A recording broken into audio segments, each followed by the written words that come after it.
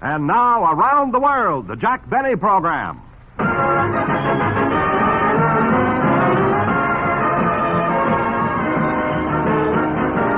Jack Benny with Mary Livingstone, Rochester, Dennis Day, Bob Crosby, and yours truly, Don Wilson.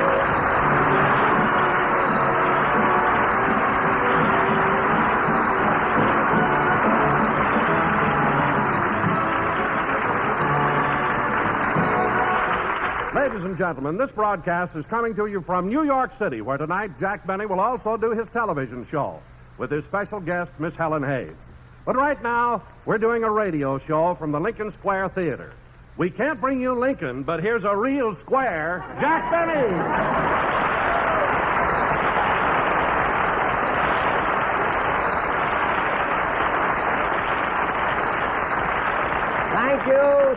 Thank you. Hello again, this is Jack Benny talking, and Don, that was such a wonderful introduction you gave me. It's a shame it's your last one. What do you mean, my last one? Well, Don, this show is transcribed, and the program and you will be released at the same time. But, Jack... Look, Don, I'm only kidding. Oh, say, Jack, did you read that last week President Eisenhower played golf at the club you belong to in Palm Springs, Tamarisk? Yes, Don, and what a thrill I got when I read that. Just imagine. The President of the United States driving off from the same tee that I drove off, putting on the same green that I putted on, tipping the same caddy that called me a cheapskate.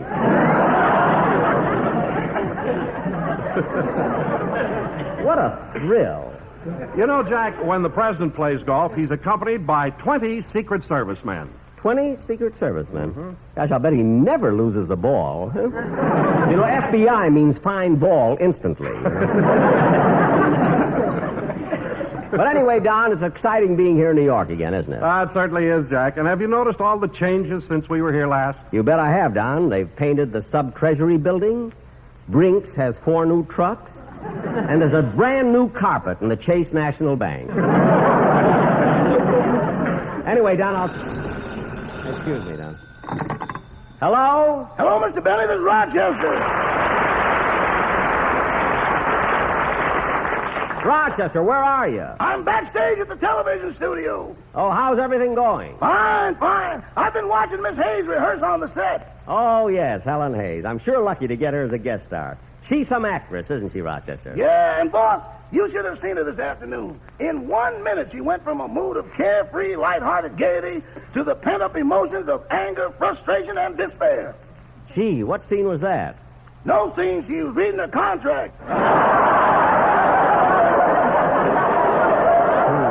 Well, Rochester, she's probably nervous. Everybody gets excited before a live television show. On the contrary, boss, everyone's very calm here. Your producer is taking a nap, the director is reading a magazine, and the writers are playing cards. In fact, we've had only one attack of nerves all afternoon. Really? Who had it? Your makeup man.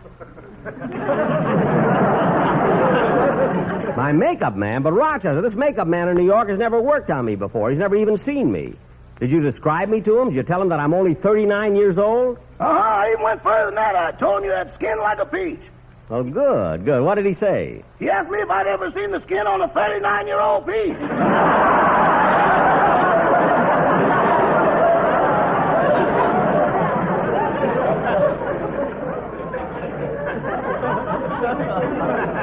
What are you laughing at?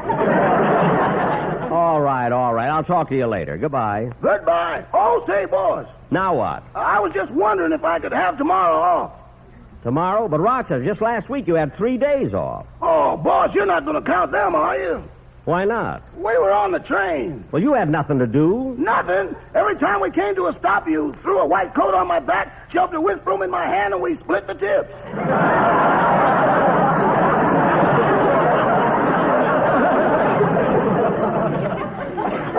All right, you can have tomorrow off. I'll see you later. Goodbye. Goodbye.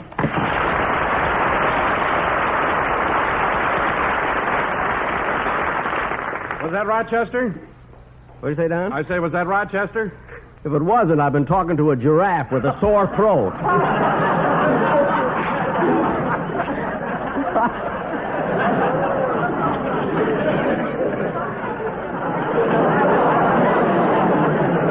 Don, once in a while I slip slip one in, you know?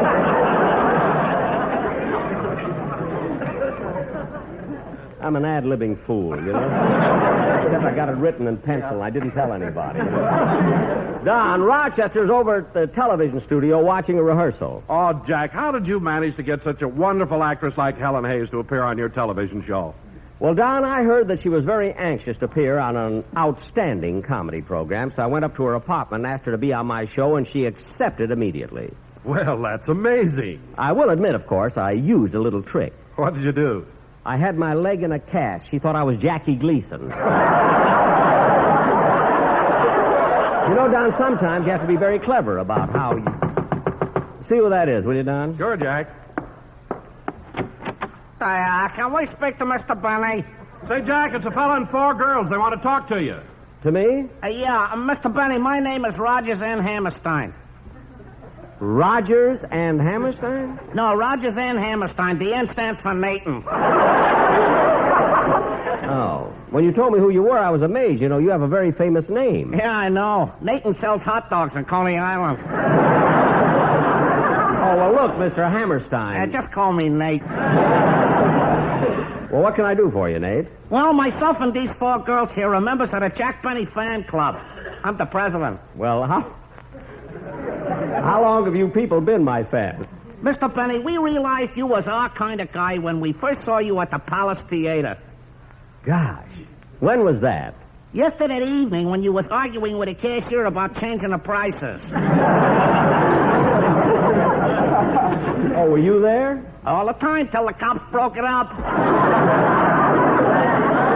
Well, look, it's very nice of you to come over, but right now I'm doing a radio show. Yeah, that's why we came over. The girls want to welcome you to New York. Welcome me? Yeah, take it, girls.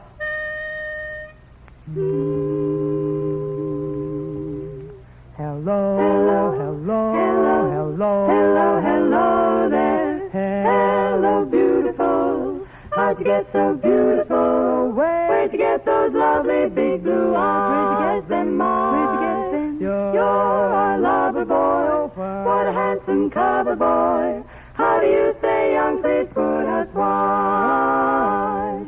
When you smile at us, we get ecstatic.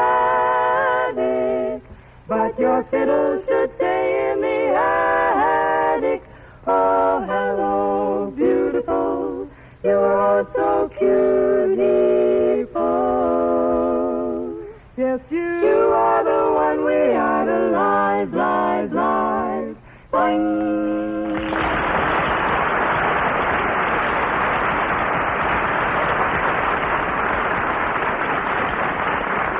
Gee, that was very good, girls, very good. And Mr. Hammerstein. Just call me Nate. Well, Nate, I want you to know that I appreciate your bringing the girls over to sing to me. But tell me, what was that boing at the end? One of their girdles broke. I'm sorry. Excuse me. Come in. Hi, Jack. Well, Georgie Jessel.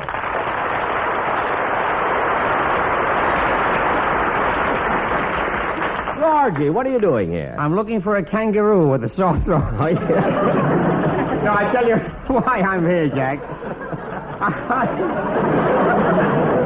I get one in every once in a while.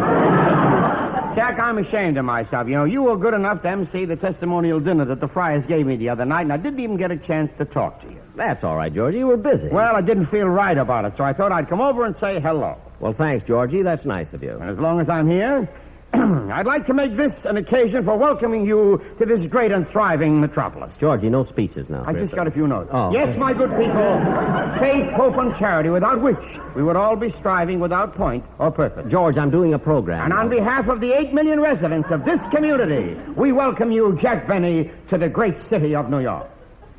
Is that all? No, I'd like a glass of water now. I've never seen such a guy. When other people meet, they shake hands. He delivers an address. I'm sorry, Jack. That's all right. By the way, Georgie, this is my announcer, Don Wilson. Yes, of course. You know, Don, I've seen you at so many of the dinners in which I've been the Toastmaster. Oh, you have? Yeah, and if you'd look up from your plate once in a while, you'd see me, too. Say, Say, George, I hear Jack made a very good MC at the dinner the Friars gave you. Don Jack was just wonderful. He said so many nice things about me. Oh, he did? Yes, he did. His speech was so beautiful. He paid me such flowing compliments. I sat there thinking, either he's lying or I'm dead. Georgie, I could have paid you a lot more compliments, many more. In fact, I have so much material left over that I'd plan to do a sketch tonight based on your life. Oh, no. This is your show, and the Friars have already honored me, so let's do a sketch that I've written about your life. But I'd rather do your life. No. This is a half-hour program, and the way I've lived, you'd never get mine in. Believe me, Jack. Well, if that's the way you feel, go ahead, let's hear it. Now, this is a story about my life. Your life. Okay. Ladies and gentlemen, the Jack Benny story. Or you can't take it with you because he owns it. And music.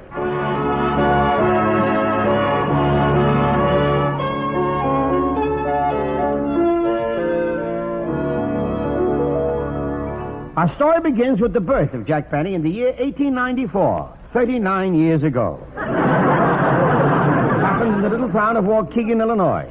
The proud parents gazed with delight on the blue-eyed baby. And it was at this moment that Jack Benny's voice was heard for the first time. Look at him, Papa. He's so cute. Yes, we'll call him Jackie. Doctor, I want to ask you something. Oh, I know all parents think their children are unusual. But honestly, Doctor, isn't our Jackie different from most babies you've delivered? I can't tell. I'm also a veterinarian.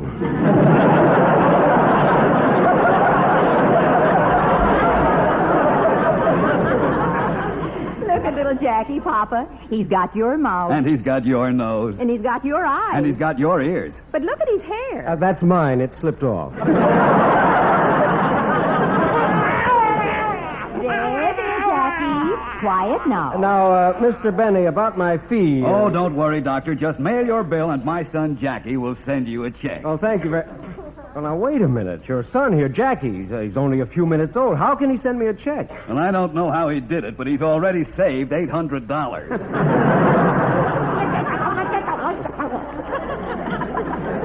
And so the little baby began to grow and make rapid progress. At the age of 6 months, he astounded medical science because he had 32 teeth. All up it. But Jack was a happy little child, and all day long he used to sit in his crib playing with his toys.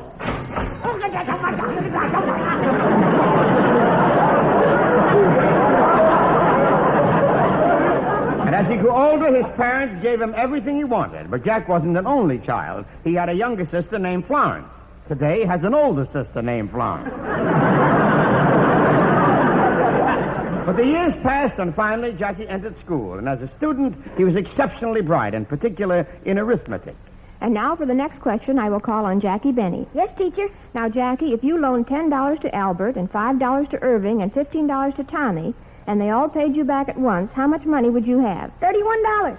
I'm sorry, Jackie, but the correct answer is only $30. What about the interest?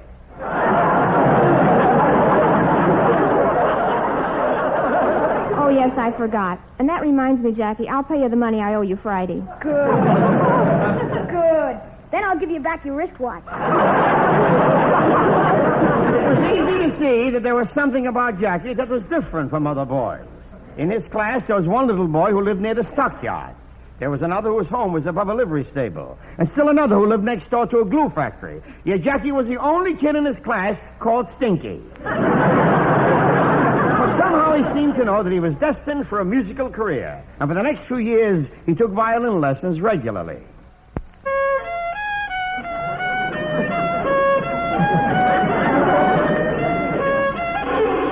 No. How many times must I tell you smoothly? I'm sorry. Play it again. Only this time hold the bow with one hand. You are not Ty Cobb. Not today. The lesson she is over. Oh, well, goodbye, Professor. Wait, you did not pay me. Huh? Monsieur Benny, I want my money. But Jack was persistent about his violin playing, and he took lessons year Monsieur Benny, my money. after year Monsieur Benny, my money. after year. Please, Monsieur Benny, my money. Finally came the day of his graduation from elementary school. It was a proud moment for Jack and his parents, for that was the day that he put on his first pair of long pants. They looked kind of bulky over his diapers. And as he was preparing to leave the house, his parents looked at him proudly and they said, Jackie, we're proud of you. Thanks, Mother. I'm so excited. Look at him, Mama. Doesn't he look He handsome? should look handsome. He's got your mouth. And he's got your nose. And he's got your eyes. And he's still got my hair. You'll get it. You'll get it. Let him graduate first. And we want to get there early. He's going to play a violin solo.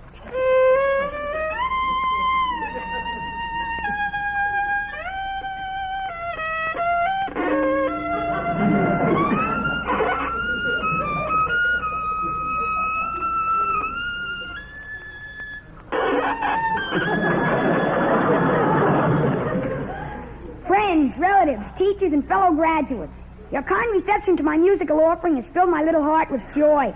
But I don't deserve all this applause alone. Some of the glory must be shared by my music teacher. That wonderful man, that brilliant genius, that great... Never mind the compliments. I want my money. Jack Benny's schooling and violin study were interrupted by World War I when he entered the armed forces. He was really too young to go, but his father was on the draft board.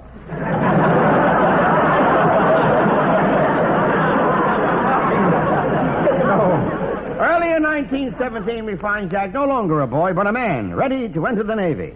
Goodbye, Papa. Go already.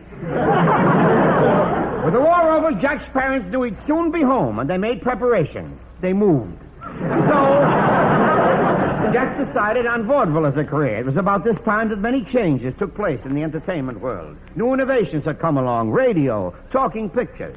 And in one picture called Lucky Boy, a handsome young leading man named Georgie Jessel scored an immediate smash hit as he sang, One bright and guiding light that taught me wrong from right, I found in my mother's eyes. Georgie, look at this is Those my... baby tales she told, that road all paved with Georgie, look, it's me. It's my life story. Oh, yes, I'm sorry. With the advent of radio, many stars were made overnight. And one of the brightest was the man who always opened his show with, Hello again. From this, he became a star.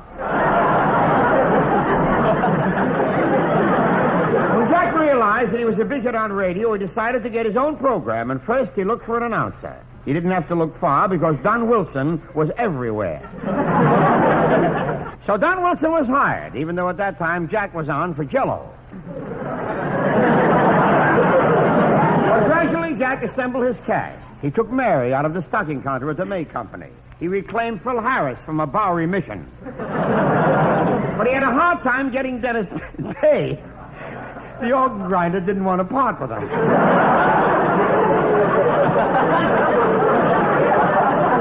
not content with his success in radio, Jack decided to go into motion pictures. And one night, he happened to be at a gay party where every big producer in Hollywood was present. And feeling that this was his opportunity, Jack approached Mr. Warner, the head of the Warner Brothers studio. Mr. Warner, I realize it's not considered proper to mix business with pleasure, but there's no reason why I can't be a big success in the movie. And I feel that if you and I put our heads together, we can come up with a role that will not only suit my particular talents, but will also... Never mind. Just park my car.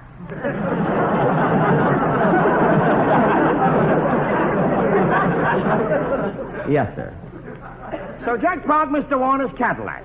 But he persisted and finally made a number of pictures for Warner Brothers, climaxed by The Horn Blows at Midnight. It was exactly 1 month after this picture was released that Jack met Mr. Warner at another party. But, Mr. Warner, there's no sense being mad at me. When you're a producer, you got to take chances. And I feel that if you and I... Never mind. Just park my Chevrolet. But although he ruined others, Jack continued to do well.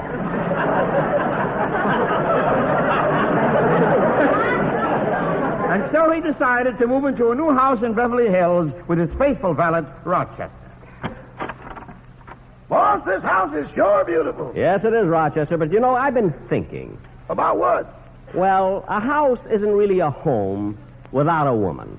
Want me to get married? Never mind.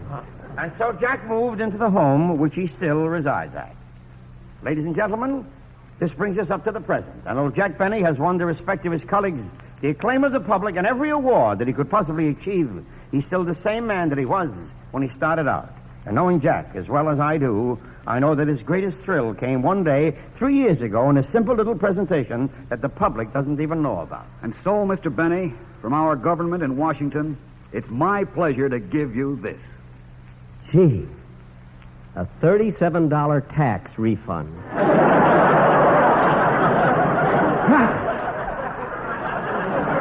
And so, ladies and gentlemen, on this happy note, we end our story. Well, Jack, that's it. Georgie, I think you did a wonderful job in presenting my life story, and I want to thank you. Well, Jack, you deserve it. Thanks, Georgie. And tonight, maybe the two of us. You deserve it because you've always had an abundance of those three great qualities: faith, hope, and charity. Georgie, don't get started Ladies and again. gentlemen, if I could have but your Georgie, attention don't start for again, the next please. 30 minutes. Look, If George, I don't could want put the simple speeches. The points half first. hour's nearly over We now. must get down to fundamentals. Georgie, for please. the ebb and the flow of man's George, existence. don't spoil everything. It is You the did my basic life. things that the substance is all of which, nothing else. The rest But is Georgie, pencil, look at Georgie, this was my life. You're spoiling the whole thing. Oh, for heaven's sake. Let me talk.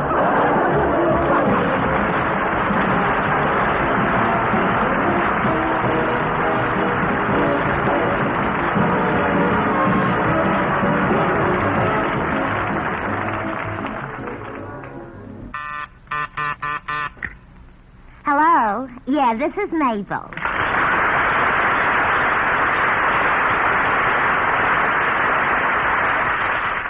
Oh, hello, Gertrude. How are you?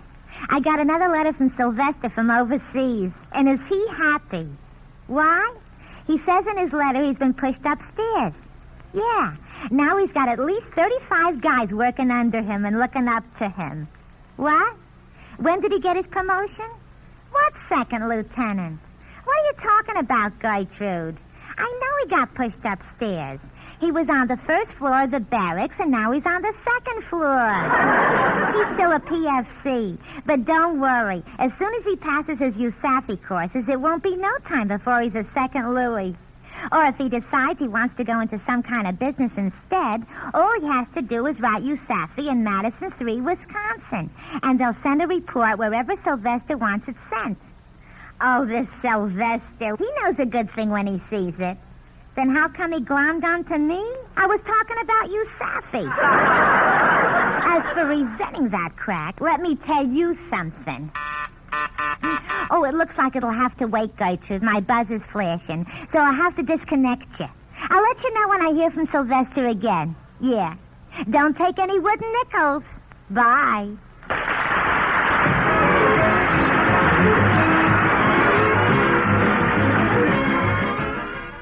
Ladies and gentlemen, the chief hope of our enemies is to divide the United States along racial and religious lines and thereby conquer us. Let's not spread prejudice. A divided America is a weak America. Through our behavior, we encourage the respect of our children and make them better neighbors to all races and religions. Remind them that being good neighbors has helped make our country great and kept her free. Thank you.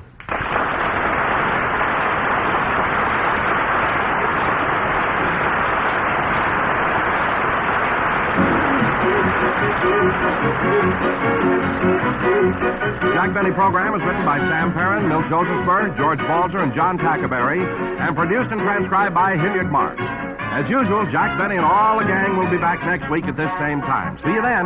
Good night.